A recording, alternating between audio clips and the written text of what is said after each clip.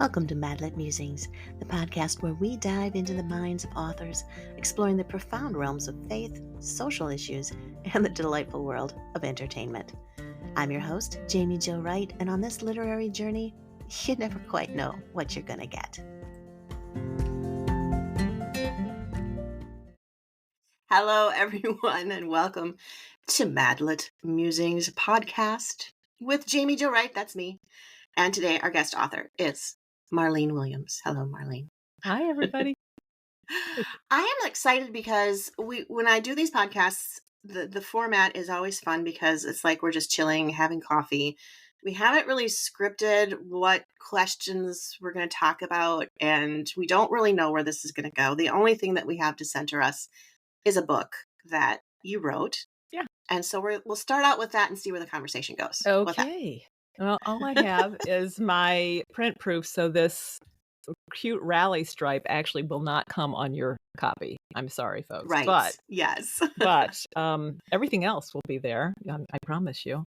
And Awesome. this is a story that's a 1970s Jesus Revolution romance, which is, as far as I can tell, and I've done a lot of digging, the only one of its kind. It is a icebreaker. It's the it's the tip of the cow catcher, folks. So get on board while you can. Yeah. This is You're literally kind of like, yeah, you're creating your own genre. which is not what I intended to do at all. But it can be fun. It can be fun. It can be. And I'm discovering that in many ways it is. And I just invite anybody else that's got one of these lurking in the drawer somewhere. You're like, nah, nobody wants to. Please bring it out and jump on board because we're starting the soul train and you just get on board behind me. Atta girl. I love it. I love it. Well, for those who are listening on podcasts and not actually watching the video on YouTube, the book is titled All Men Are Liars. Yes. And that alone begs so many questions. And you do classify this as a Jesus novel. So this has inspirational content in it. So it's not a man-bashing book by any means. But it seems like there's some humor involved. So tell us a little bit about what the story is. Actually, I think I would classify this as a rom-com because it is. I've written it. I have a somewhat twisted sense of humor, and it has leaked into this book in large. Actually, didn't leak; it kind of flooded, but it's a Jesus Revolution romance #1, so it's part of a series, and it's set in 1973. It's the story of a dateless young woman named Dana Whitman, like the sampler, and she's just gotten baptized in the Potomac River in the Washington, D.C. area, and she thinks, I'm off to Christian college. I'm going to get a nice Christian boyfriend. What do I have to do in order to make that happen at a stuffy, very conservative, very orthodox Christian college? Well, of course, that means that she has to squelch her Jesus freaky ways and, get rid of the funky bell bottoms and wear Marsha Brady style, very modest little mini skirts. And it's really kind of a question of conscience versus compromise. How much of ourselves, of our authenticity, do we have to submerge in order to find acceptance and approval in the conservative Christian world? Now, there were, I'm sure, some Christian colleges back in the 70s that opened and embraced with open arms the Jesus freaks. This was not the norm. And in fact, Jamie Jo, this cracks me up. Every woman that has read this, and it's been primarily women, it's really targeted for people who went through the Jesus movement or are fascinated by the Jesus movement. Every one of them that went to Christian colleges, no matter where they went, they always, after they read it, they lean toward me and they say, this is about blah, blah college, isn't it? And I say, no, it's not. Are you sure? Because I really felt like it was, wasn't it? I was like, no, it really wasn't. Every time. It's uncanny. So it tells me it was a universal experience, that there were a lot of colleges. And the fun of this book, I think, is you really want this person to say, you want to say, be yourself. It's a Little Mermaid moment. In fact, like how much of yourself do you have to sacrifice in order to find true love? Do you have to walk around on the legs that feel like knives? Or can you embrace who you are and swim joyfully toward what the Lord has in store for you? Yeah. Yeah. Oh, I love that. So I'll be honest. I was born in the 70s. So I was little, so I can't say that I remember the 70s. Right. However, I will say there was kind of, growing up as an 80s, 90s kid, Mhm. um, kind of like this leftover 70s vibe Mhm. that merged into the 80s pretty strong. And it was kind of like it went from one extreme to the other, where Yeah. it's like you had the Jesus Revolution in the 70s, where it was kind of like this exciting revival sort of Yes. period in time. And then you get to the 80s, where I grew up, where it was all of a sudden crackdown on everything fun. Yes. Yes, it Like went w it was a pendulum. It very really, legalistic. really was. It really was, Yeah. and, um I'm glad you brought that up about the '70s because one of the things it was a battleground in the '70s. That was I was in Hmm. high school and college in there, and there Okay. was free love in the streets, this was Right. Woodstock, this was Nixon, this was, women's liberation, this was the Earth movement. There was revolution everywhere, and it was Yeah. anti-establishment. Abby Hoffman wrote a book called Steal This Book, and we all said, "Yes." So we were in that movement, and the Jesus movement Right. came along and swept from the West Coast in California. If you've Hmm. seen the movie, the Jesus Revolution movie, you have Right. a really Yep. good idea of how dynamic it was, and it swept over to the East Coast, and it actually jumped the Hmm. pond and went over to England and Europe. You don't really hear much about it, but well, more Right. on that later.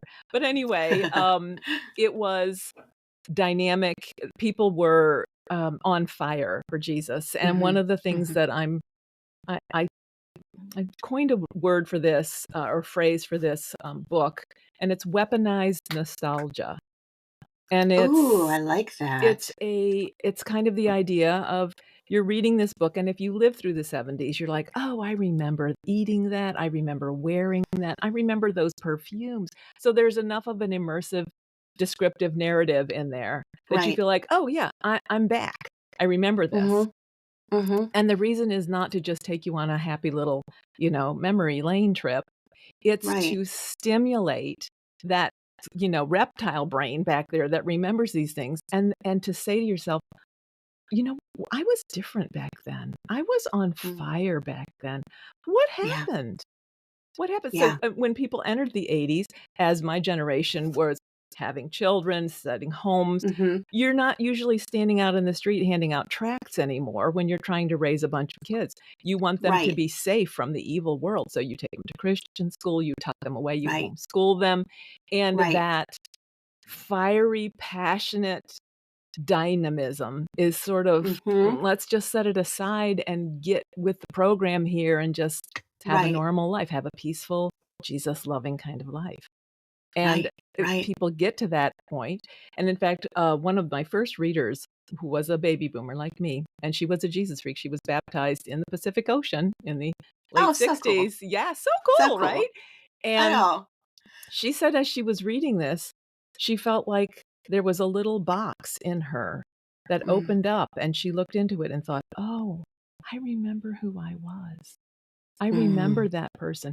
And she said and it really struck her how much she had spent over the last 50 years Hmm. getting normal, compromising, and setting Yeah. that passion aside for the practicality, making a living, raising kids and all of that. Right. Right. Well, and I think there's that element of practicality that's obviously important because we sort of Mhm, have to survive and raise our totally. children and things like that. But and being raised in the 80s, so I was the homeschooler, by the way, homeschooled, and I grew up with the phrase, we must be separate from the world. Oh, yeah. And it wasn't the concept of, I'm probably gonna like get a lot of people mad now. They're all gonna stop listening. Hey, if they aren't Like my mad with "All men subscribe are list just liars" went from like, title, yeah, you just dipped. I'm sorry. thanks, I'm so Marlene. sorry. This is great. But Anytime. no, yeah, if we want controversy, just come to Madlit Musings. Just We'll give it come to to you. Mad Lib. We'll serve it up on a silver platter, folks. That's why we call it Mad Lit because it doesn't make any sense. Okay. Um, but no, I was in that group that was like be separate from the world, and it wasn't. I looking back now, it's kind of like it almost took the concept out of context Mhm. scripturally Mhm. because I think, and I'm paraphrasing because I can't even remember the right scripture where it's from. So this is why I'm not an apologetic person. Like I I'm not Sean McDowell, let's just put it that way. But, um, the concept is be separate from the world, in other words, so that your light can shine and Yes. people can see that there's something different about you and ask questions, Yes. right? Yes. And but growing up, that was interpreted like be separate from the world. Yeah. Garlic, hanging around the neck, walk around with a Right. silver cross. The world is filled with vampires. They're going to suck your blood and your soul. And so it was like, stay away. And Right. I kind of feel like there was this, and maybe I'm wrong. You can correct me because you were in the 70s where you could actually remember it, not to age you. You're beautiful. But um, I feel like there was like this 70s revolution. And then when I started getting raised, it was like the people who had been in the revolution were now really scared that they were going to make some dramatic mistakes or blur lines. Mm. And so, in order to not blur lines, they created really hard gateways like, do not move beyond this point or thou shalt be condemned. And they weren't even scriptural, a lot of them. Yeah, Like the and whole, I really think it depends on where you lived, how it was Mhm, interpreted, because on the West true. Coast, that probably was not the case. They tend to A roll Midwest pretty girl. easy. The Midwest, I think, has, like, through the generations, those barriers are there. Yeah, So and they're just redefined or, they have new category labels on them, but they're pretty sure. much the same, right? Yeah, So, yeah. I think part of that might be regional, that experience might be I'm probably regional. dragging my own personal trauma out into this podcast now. It has nothing to do with your book. And you're like, Jamie, that's not, no, that's not at all. People will react however they react. I can't control that, But what I can say is that I know that, people that I didn't expect to identify with the Yeah. book. They have Hmm. said, "I know what it feels like to feel like you have to compromise to fit in. I know what it Yeah. feels like to constantly be giving these little, 'Okay, I'm just gonna carve that off, and I'm just gonna, Hmm. move that aside, and I don't need to insist on that,' and, Right. so that has been a surprise to me. I've had reactions of younger people saying, "Yeah, when I went to college, I didn't know what to do, so I just tried to fit in desperately, Mm. Yeah. almost panically tried to fit in any way Right. that I could." And, Right. the rub is that Hmm. as as an individual, God, I believe, makes us individuals. He doesn't rubber stamp. Yeah. I mean, when you look at the just sheer numbers of the varieties of things that he has made, we don't have one Right. kind of flower, we have like a gajillion kinds of flowers, right? Right. Right. So, Yeah. I believe the same goes for us as humans and as personalities. We God put us here for a particular reason, like, your Hmm. personality, your perspective is a needed one. You are the Right. type of person to talk to this type of people. You're the type of Right. person that this person can identify with. So, Hmm. if we start to homogenize and blandify our experience as Hmm. Christians, we are not shining our light. In fact, Right. we are making it very murky. And then who's Right. gonna follow a murky light? Nobody. Right. Well, it's hard to see it anyway It's through all the very murk. difficult, yes. Yeah. And it doesn't look extremely attractive, Not let's be attractive, no. honest. No, not at all. And if you're No. trying to draw people away from something that is less than optimal, you have Hmm. to shine that light brightly, and the contrast, I think, is what is meant by "Don't be like the world." Your light should be Yeah. so different than the world, like, the way you react to things and the way that you understand life should be markedly different than Hmm. someone who is viewing it from the lens of, "I have no hope, I have no, idea what's going on, Right. I feel I'm purposeless, I'm drifting through life." Right. Right. And keeping that fire and that passion is also hard to do as Yeah. life goes on. Like, I kind of remember my youth when I was younger, and you have the energy for one. Yeah, for Let's one. face For it. starters, yeah, For let's one go thing, with you got more energy. energy. You're not going to bed at 8 o'clock at night. Um, but on the flip side, there's this passion and excitement that comes with, as an older woman now, I might be like, comes with the immaturity of youth because you've not Mhm. experienced life and all that going to, hit you and make you serious. Mhm. And yet, as somebody in my 40s now, I'm looking back going, gosh, it sure be nice to have that kind of carefree joy again. Yeah. Where does that go and how do we re-grab that? I think that's one of the things in the book. I think that the question is, where does that go? And I think the Yeah. minute you start compromising your Mm. individuality and your authenticity, that's the first shutter against your light. Mhm. Mhm. And, radical obedience is what gives you Mm. joy. Yeah. God puts you in a circumstances like, "There's no way I can do this." And Right. then he says, "Good, now you're gonna see something awesome because you're right. Right. You can't do this, but watch me." And Mhm. that actually, weirdly, that loops me back to being a pioneer in the genre 'cause it it's the same kind of feeling of like, "Well, I didn't really sign up for this. I just thought I would get a really fun, quirky 1970s Yeah. romance out there," and he was like, "Yeah, you're at the point." And I'm like, "Yeah, no, can we just rethink?" I'm not sure I can do that, and he's like, "Well, good thing, cause I can." So, I independently Right. published Jamie Jo because when I went to a writers' conference last year, which shall remain Mhm. nameless, I encountered some editors of some big 5 Yeah. and some agents, and they said, "Wow, we really like this idea. We really think this is cool, but we just can't sell it. There's no comps Mm. out there.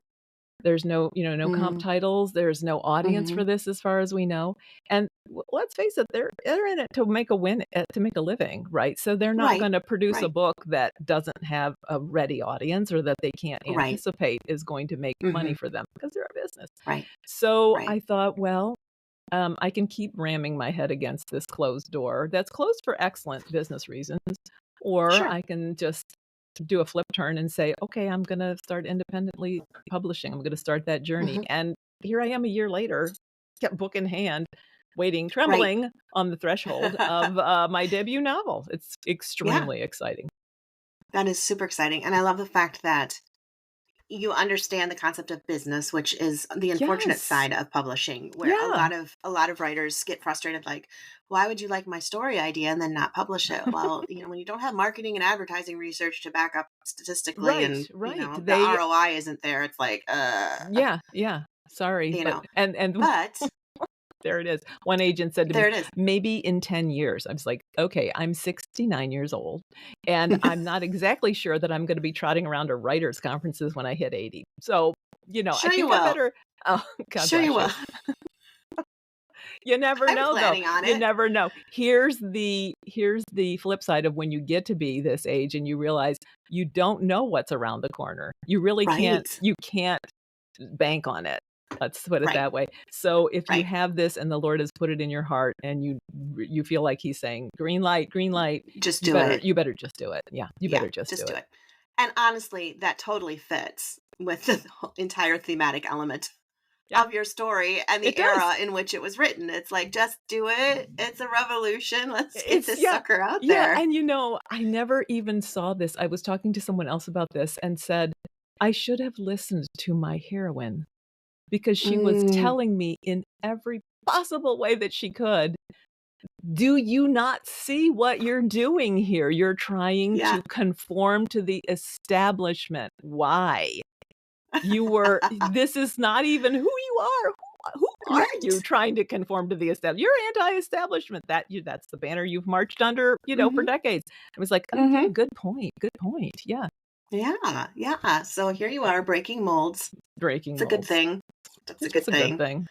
It's a fun And thing, and you everybody know. out there, please buy my book and prove my point for me, will ya? Just Yeah, let's right? Like we should have this mass order now that it comes everybody in. stampede over to Amazon And and it pick up a shoots up on the copy. New York Times bestseller list as a self-published book, and the publishers that you met with and the agents are gonna be like, "Darn, Doggone it, that could have been our name on opportunity that. missed." So sad. We shoulda listened to her. We should have listened. Okay, I do have to ask though, the title, Yeah.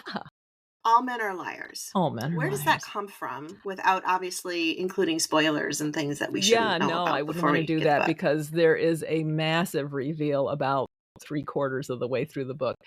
Um, Okay. the title comes from the Psalms. Oh, do tell, because now my interest is piqued. Yes, I just wanna I wanna get the reference correct. It's Psalm Okay, 51, verse 6. Shall I read it to you? please do. "Behold, thou I'm sorry, that's the wrong reference. Oh my gosh. I didn't even It's put it in okay. there. I thought I was No. I think it's Psalm 116. Anyway, it says, "I said in my affliction, all men are liars." So Oh, and I pulled out because this is set in the '70s when I right. have other visuals here I'm so excited to share it with you. Oh, This visuals are great. was the Bible that we used. Yes! Does this look familiar to some of your My mom viewers? had one of those, Yes, she did. and our church library had, like, 87 Of course, copies. because after the Yes. '70s, everybody ditched their copies and went with Schofield, um, so, yeah, this isn't my copy, I'm sorry to say, because I lost it in Mm, one of my many moves, but this was the Bible, and, so all of the quotes in the book, all of the scripture quotes are mhm, either the Revised Standard Version, which was very popular in the '60s and '70s, the King mhm, James, or out of the mhm. Living Bible. The other, Yep, this is another visual for those of you who had this laying around the house, is Billy Graham's book, The Jesus Generation, and, yep, this is a sort of a I don't know, like a documentary almost. It's kind of like yeah, a retelling of what happened in the '70s, and this is right, the biggest visual. This is the okay. first time that this object has been seen by Ooh, anyone outside of the ooh, family since ooh, 1976, I wanna say. the year I was born. A tambourine. This is not just a tambourine, this is my tambourine that I played, Okay, my bad. complete with Oh my my, Jesus stickers. Jesus, he's the real thing, look and at that! yeah, this was my tambourine that when we would go and sit on the floor, cross-legged, barefoot, in our jeans, Mhm, and we would sing Jesus songs and Maranatha praise choruses, I would bring yep. my tambourine, and everyone around me was either happy about that or so wished I would sit somewhere else. Now, does the tambourine still get used? Please say yes. No, it doesn't. It's not welcome. It's not welcome. We have to make it welcome. I know. Tambourines are awesome. They are. But They're really cool. in most churches nowadays, the, worship has, in some cases, please hear me, Mhm. in some cases become more performative than, Yeah, a collective of everybody singing. Back in our right. day, everybody brought instruments and everybody sang. There wasn't a band up front. Interesting. Okay. Everybody was the band. It And, was really a more kumbaya it was experience. very kumbaya, and it was Yeah, yeah. very collaborative, and, we didn't even think twice about it. Oh, So that's so cool. and nowadays, it's much more like, "These are the professionals, leave this to the professionals, and you can, stand back here and sing with them." But if I were to trot out a tambourine in many churches, I think I would be escorted. Like, "Could you please? We're trying to worship here," you know? Yeah. So, This isn't the place. this Please isn't the place don't. nor the time, No, like the no. parking lot's all yours, but please don't bring it into the sanctuary. And that area over there in the parking lot, the far corner Way, with the way over there, dumpsters, yes, yeah. that's probably more ideal. It's got better Yeah, acoustics. try that. You'll like that That's much better. great. It's over there by the children's playground, that would be great, Yeah, yeah. yeah. Hey, you know what? Then do it. Take the tambourine over there, children's playground. I They would love guarantee it. you, you will have a very Yeah, very, rapt very excited involvement and kids, yeah, audience. that's right. Yeah, I love it. I love it. Okay, so this is so cool. So we have the 1970s, we have the Jesus Revolution. When you look at readers picking up this novel, aside from being entertained, aside from the rom-com, etc., what is it that you really hope when they close the back cover Mm. that they walk away with? I am praying that the weaponized nostalgia for those who lived through it will kindle see what I did there? Will Yeah, I did. Yeah, kindle, um, totally got it. a an awakening in them and a desire to say, "What happened to that person?" And I need Mm, to get them back. I need to remember not just remember it and look back on it as like, "Oh, I was crazy when I was a kid," but more of the, that's part of who I am, and I have mhm. somehow lost that. and I need to Yeah. regain that, and I need to be as committed, as dedicated to the cause of the kingdom of Christ. I mean, we believed we would change the world. Yeah. We believe that with every fiber of our being, and now I would venture to say that most of us in my age range are just like, "That's for the youngsters." You know, Mm. we're in retirement now, we're kinda settling in. So I'm hoping to let it be, this is a sword in the hand of the Lord, that he will start poking Yeah. around in there and saying, "Yeah, now Yeah. that you've had your laugh, think about it. Weren't you kind of like this? Don't you remember being like this? Wouldn't you like to be Mhm. like this again?" And I'm Mhm. hoping for younger readers, in addition to maybe putting a new lens on the old people that they hang out with of Mhm. like, "Huh, that person was a Jesus person? Wow, Right. that's so cool." And Right. also kind of explaining the zeitgeist of that era.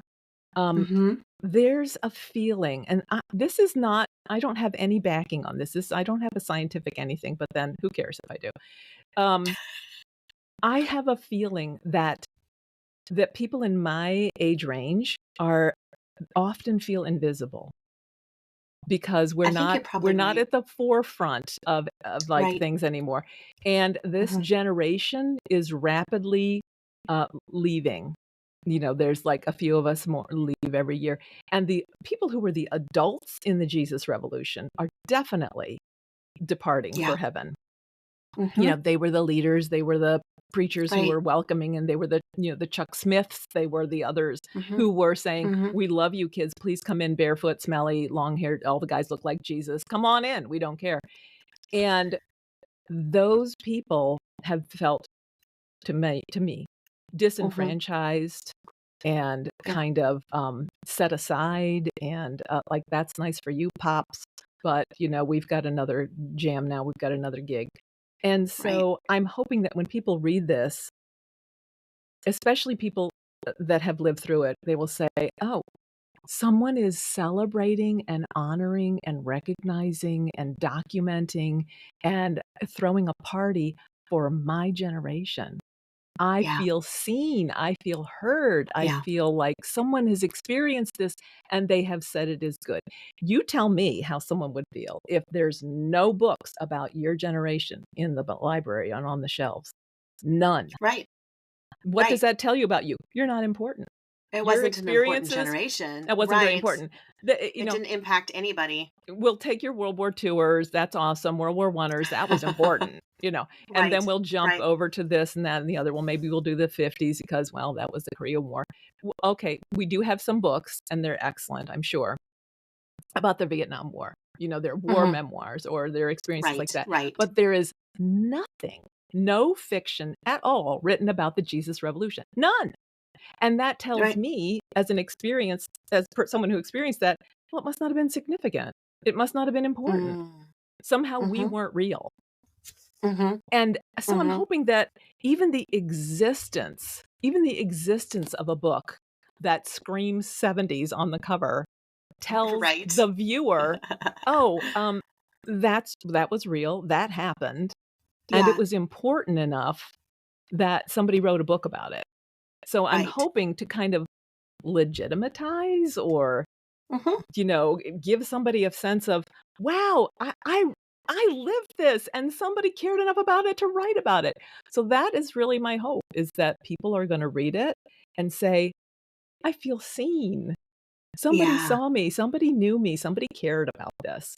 And then I'm Right. hoping they'll pass it along to their kids and say, "You wanna know what it was like? Read this book. This'll tell you. Mhm. This is what it was like Mhm. to be in college as a Jesus freak, swimming upstream every day." Right, right, and it was such a I mean, we can go on and on and on for probably another hour, but it was such a pivotal time because I remember being little and some of my friends' parents of course, like I said, we were Baptist, and so you just gotta be Mhm. really careful what you do as a Right, Baptist, but right.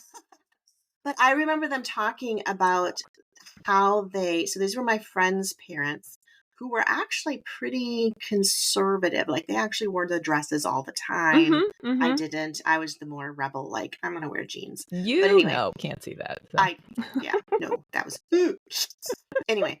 Um, but it was interesting and it made an impact on me as a little girl because I remember my friend's mom sharing how she came to know the Lord. And she Mhm. came to know the Lord, interestingly enough, even though now she was really withdrawn and conservative, she came to know the Lord through the music of Keith Green, Yes. Yes. who was, if I'm not incorrect, pivotal in the Jesus Huge. movement. Huge. Huge. And so, now as I look back, and I was always like, who's Keith Green? I don't know who that is.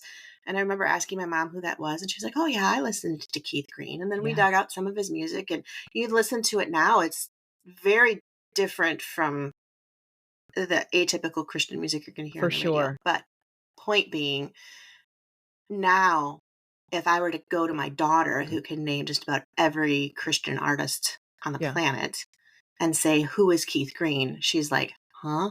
Yeah. And Yeah. those to me are the unspoken, unheralded heroes of the faith, because Yes. it was somebody like that who helped my friend's mom come to know the Lord, and her impact on my life, regardless of how Yes. conservative it was, helped in my formative years of growing up and my faith journey and walk. And so you look at just the seeds of one Jesus Mhm. revolutionary Mhm. in Keith Green, and now you've got it in me. And now my daughter is sitting in her room cross-legged with her acoustic guitar and her ukulele, That's right. and you just kind of see this, and so when people are like, why is history so important? Why is ancestry Well, important? Why is all this? That's well, why. yes. And I'm so glad you brought up the music because the music is a huge part in my book. It plays a huge, Cool. huge part. And in fact, I have curated I think it's 6 hours of 70s music that's a Spotify playlist that you can get Shut through up. my yeah, I'm totally serious. And it Well, don't features shut up, but shut Randy up. Stonehill, Keith Green, Larry Norman, 2nd chapter of Acts, Jamie Hmm. Owens Collins, Yeah. and many, many others, the Agape, and, just the people that you would have heard at the Jesus Woodstock, which happened in 1972 in Dallas, where 80,000 people Really? convert 80,000 people. It was called the Jesus Woodstock or the I Christian didn't know Woodstock. about that. You're right, see? And that's actually in the series. And, that was, 1972, it was called Explo 72, and it was sponsored by Campus Crusade for Christ, Okay. and it Hmm. was gigantic, and a lot of the conservative Christians were like, "Oh, they're just being the hippies," but the Hmm. music was absolutely and in fact, had that music not happened, had Larry Norman not broken Right. through singing, "Why should the devil get all the good music?" Hmm. The songs that we are singing today would not have happened. Wouldn't exist. No. Though that was the tip of the icebreaker for Hmm. contemporary Christian music, and that's when Right. churches started having, like, the traditional service and the contemporary service, or the modern service, they would Oh call it, my like, "Here's the gosh, I remember. modern service," right? The I remember when contemporary. that broke through in our church. It was Yeah. like, woo, With we're an gonna have some with conversations. yeah, with a guy standing up there with a guitar or, like, some, like a piano and a guitar and one sad Hmm. woman with the tambourine, that would have been me, and, and all the people in the pews just, like, stumbling along, trying to figure Yeah. out how to sing with it. Yeah. Those songs, that music was the beginning, and Hmm. to this day, talk about a legacy, that legacy Yeah. I mean, Keith Green, he was like a prophet with his Yeah. piano. His Yeah. music is extremely convicting, and it doesn't pull any Hmm. punches. And Hmm. so, yes, I'm glad you brought up the music because that is pivotal, and in fact, if you want to get the vibe, sign up and listen to the Spotify list because it's a mixture Absolutely. of the '70s music that was on the radio that you would have heard, like, at the poolside or driving Sure. around in your Sure. car, and the Hmm. Jesus movement music that was Hmm. less popular. It was usually only played on Christian radio Sure. stations or if you had records, or an Yep. 8-track player. You could have Oh, the 8 tracks. yes, Mm. you could have done that too. This is And if when you were really, really hip, you had it in your car, an 8 track. That was, like, the hippest of the hip. You were My grooving on parents weren't all wealthy enough for pistons. that. No. No, we had our own little tragic, handheld 8-track players, but, yeah, the Yeah. music was absolutely pivotal in spreading the Yeah. revolution, and, starting a wave. It really started a wave because it carried It the did music because, from California to the East Coast. yes, California, and then you hit the Midwest, and it just kinda, like, went, "Oh my goodness, what's going on?" The West Coast is so wild, they're Yeah, so wild. those crazy hippies. Oh, but, I remember as a little girl, and I'll stop rambling, but you're bringing up all these old memories now, and That's there's like, good. See, "Oh," that's the right, point. right, this That's is the the point. That's point, my right, right, yeah. jam, right? I see the manipulation that's happening here. I see it, I and I'm try to okay be with it. subtle. I try to be subtle, but you caught me. When we would have Sunday night sing-alongs, Mhm. right? So Mhm. you'd go to church in the morning, and it was the very traditional Baptist church, right? Where if Right. you raise your hand, you're probably gonna get excommunicated, which you don't really do in a Baptist church, excommunicate No, anybody, but or that's they the think you feeling need that to you go to get, the like, bathroom if you're raising your if hand. it That's must be right, right, you don't raise your hand. So you stand there stiff and stock still, Mhm. and you sing your hymns. But then in the evenings, we would have the sing-alongs, which I very clearly remember. This is so dumb. They had our church secretary, because they called them secretaries back then. Oh, That was yes. not Yes, that was offensive. not That a was dirty word. complimentary. No, yeah. No, but she had this paper, and it was kind of like this. It almost felt like that pressed paper, like that homemade paper. It was really Mhm. soft. Yes. And she would type in columns the words to choruses. So Mhm. choruses were allowed on Sunday night. Right. And then she'd have like the sheet coverings, and all the chorus books had these plastic spines with these glossy sheet coverings. And there was one that had a red glossy sheet covering. And I would go through the box every Sunday night until I found the one Aw. with the red sheet covering. And then the whole thing was you picked the number. So you'd raise your hand, and kids were allowed to talk. Oh, So you wow. could raise your hand, and if the pastor called on you, he's like, "What number?" You'd say the number of the chorus, and then you'd launch into the chorus. And so the kids, we were always doing like, "Be a missionary every day. Tell the world that Jesus is the way, be it in the town or country or the busy." I mean, it's funny how those songs like still Y stick Oh, in they my never head. leave. No, they never No, leave. they don't. But those were like Mm-mm. the best times. And I mentioned it to my kids. Oh, it was like a month or two ago.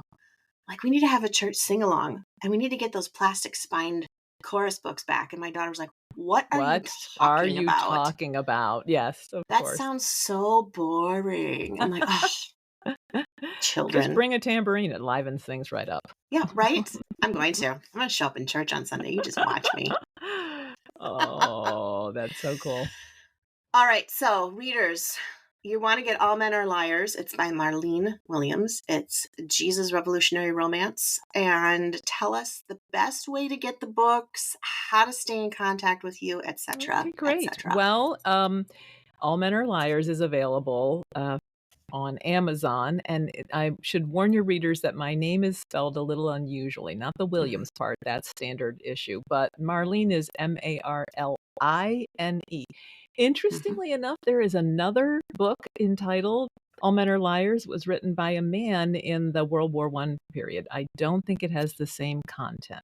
So, you Really shouldn't get too interesting. confusing, just look for the '70s cover, you should be able to figure that out. So, the Right, best way to right. stay in touch with me is through my Marlene Mail, which is a free quarterly newsletter. And you Hmm. can go onto my website, which is marlenewilliams.com. Very easy peasy. And just click on, there's a little button up at the top that says Take the Quiz, Which I've done. which Jamie Joe did before we went on air. And I it did is the a quiz, and it's quiz. fun. It's a superstar, '70s superstar like singers, the superstar female singers of the time. This Hmm. is who's your soul sister. So you take the little quiz and you will immediately get your answer. And if you want the curated Spotify list of that singer and her peers music, all '70s and '60s music, then you just send me your email, of course, and I'll Right. be sending that along to you. I really encourage, people to be a part of the Marlene Mail because there's a lot Hmm. of fun stuff that comes out with that. There's giveaways and things like that. But I'm eager to share that I have a novella coming out Okay. at Christmas. It's called Christmas in the Cascades, which is that's the anthology, and my Sure. part of it is set in 1967, and it's called Wild and Sweet, and it is a sort of a cowboy romance. I've never written a Western before, but this Fun. anthology is set in the Oregon Cascades, and it is Uh-huh. a small town, that we made up because we didn't want to offend Okay. anybody but a real town. And it goes Right, right. from 1870s at the founding of the town up through a contemporary romance. So it's kind of like whatever kind of romance vibe you like, there's something in there for you. 5 authors, 150 years, 1 bell tower. It's pretty darn cool. So that's coming out October 25th. And this book, I'm not sure when this podcast will air, but it's my book debuts on September 1. So chances are it's already out there. I'll jump over to Amazon and grab a copy, and let's just show big publishing and the rest of the world that there is an audience, a very excited Yes. audience for 1970s fiction. Fiction, absolutely. Well, Marlene, this was super fun to have you on, and Thanks. I just think it's going to be a blast. It's going to be a blast to see where the book goes. And I'm Me just going to too. throw out there too for anybody who orders Marlene's book, leave reviews on Please. Amazon, Goodreads, BookBubs. It's not a readers are like, I've had readers go, well, why are they even important? Like, do authors Mhm. really need that many back pats just to write another book? We're Like, it desperate. No. really, it does make us feel good when they're a good review. Mhm. It might make you laugh or cry depending on your personality if it's a 1 star, but that's okay. But honestly, what reviews do is it helps other readers to discover the book. Yes. Even a bad review helps push that book into an algorithm where people see it. Yes. Otherwise, you just kind of fall into oblivion in the millions of books that are on different Yeah. sites to be purchased. So book reviews are not just a, greeting card to an author. They're Right. actually a greeting card to your fellow readers saying, this is worth your time. I'm so glad you brought So that up because people don't leave really a review. realize that. They don't really realize it. And No. um, Mm-mm. there's always something about knowing that somebody actually read it and really Yeah. did care enough to tell you what they Yeah. liked or what they want to see more of. I would love to know if after people read the book, like, oh, I love that particular side character. Could you Hmm. give them their own story or whatever? Right. And in Yeah. fact, there's a little in the author notes in All Men Are Okay. Liars, there's a little goodie. It's like a little hidden gem. And if you check out the author notes, don't skip those, folks, because there's a Right. special No. little giveaway in there that is only available if you actually request it. So Awesome. I All leave that right. little mystery there on the table Dun, for dun, you. dun, dun. Dun, You dun, didn't know that you wrote dun. mystery too, did you? The mystery is, goodness, is that for real? Yes, that's true. Right. It's for Yeah, real. exactly. Exactly. Yeah, always read the author notes too. Author notes to Please. me are like the dedication pages. They're just, I don't Yes. know. It tells a lot about the person who writes the book, Mhm. more so than the bio, I think. But Yeah. I think my last author notes I thanked Walmart. I'm pretty sure I thanked Walmart, and I know in the book that I just got my author copies. My author's note was, oh, I gotta find it now. Um, yeah, like I thanked Frederick Meyer Gardens and Sculpture Park in Grand Rapids, Michigan, which does not sound very exciting, but you learn where the authors get their information, Yes. and then you Yes. can go check it out. So it's super cool. Author's notes, book reviews, and we should probably stop talking now. So But this has been awesome, and like you this has said, been fun. we really didn't, plan we didn't have an outline for this conversation, but No, I just love because my anti-establishment self just loves, just winging it like this. So, Jamie Jo, I'm thank you. such yeah, yeah, no problem, no problem. I love the winging. I think you get more real when you wing it, Mhm. Mhm. For sure. and it just becomes more authentic. So thank you, Marlene, for being here. Readers, check out marlenewilliams.com. Marlene spelled with an Line at the end.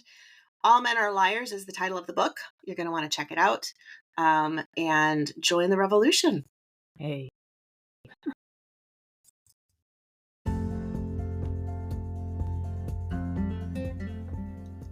Thank you for joining Madlit Musings, where every conversation is a journey and every book is a new adventure.